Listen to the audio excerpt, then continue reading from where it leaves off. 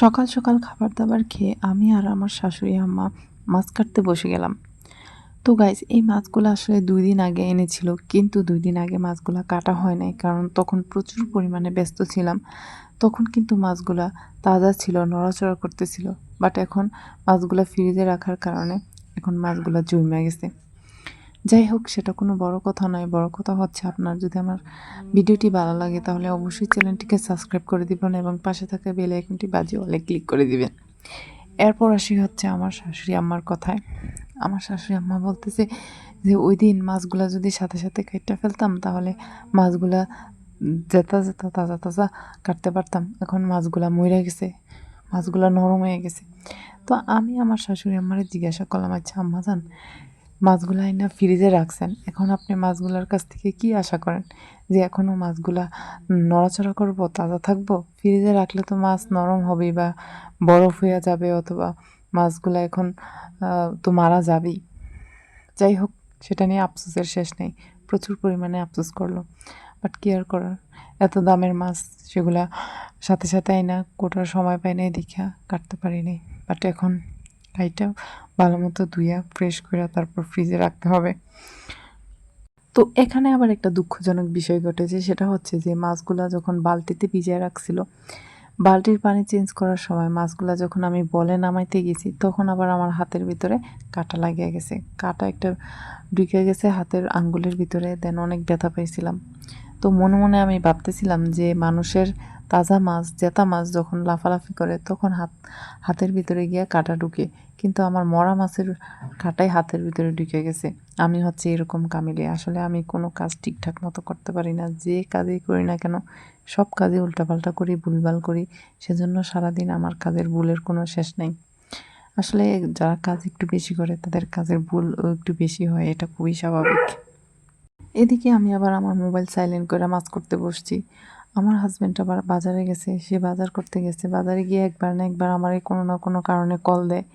তো আমারে সে কল দিছে, ৫টা কল দেওয়ার পর আমি কল রিসিভ করতে পারি নাই। এ কারণেই রিসিভ করতে পারি নাই, কারণ তখন ফোনটা সাইলেন্ট ছিল। এদিকে আমার মনেই নেই আমার ফোন যে সাইলেন্ট ছিল। আমি কিন্তু ফোনটা পাশে নিয়েই বসছি, এটা ভাইবা যে সে যেহেতু বাজারে গেছে, গিয়ে যদি কল দেয় তাহলে অবশ্যই আমি কলটা রিসিভ করতে পারবো।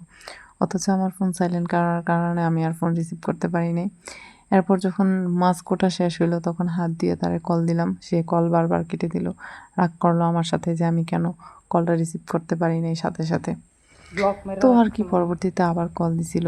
তো মাছগুলা যখন কোটা শেষ হয়েছে তখন ভালো মতো ধুয়ে তারপর মাছগুলো এগুলা প্যাকেটিং করে ফ্রিজে রেখে দিয়েছিলাম। এরপর হচ্ছে আমরা দুপুরে রান্না করার জন্য রেডি হইলাম। তখন অনেকগুলা শাপলা নিয়ে আসলাম। এই শাপলাগুলো আসলে বিল থেকে আমার শ্বশুরাপ্পা নিয়ে আসছে।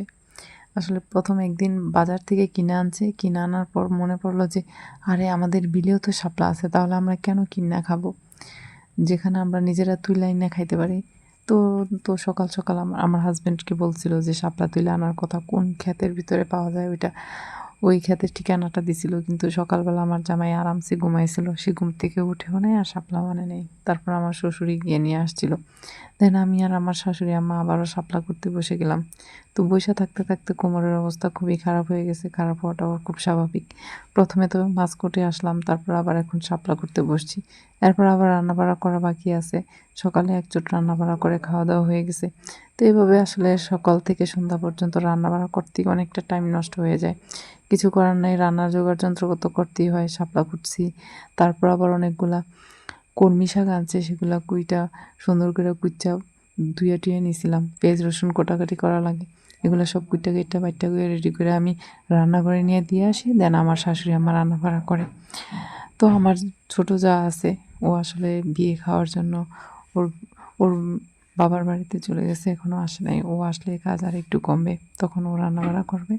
ওর যে বাবুটা আছে ওইটা আমার শাশুড়ি আম্মা রাখে, তখন আসলে খুব একটা অসুবিধা হয় না, বাদ বাকি কাজগুলো আমি করে ফেলি। তো গ্রামে আসলে এরকম অনেক কিছুই আছে যেগুলো ফ্রেশ খাওয়া যায়, ফ্রেশ শাকসবজি নিজেরাও তুলে না খাওয়া যায়। যেমন লতি কিনা খাওয়া লাগে না, তুলে না খাওয়া যায়। শাপলা কিনে না খাওয়া যায়।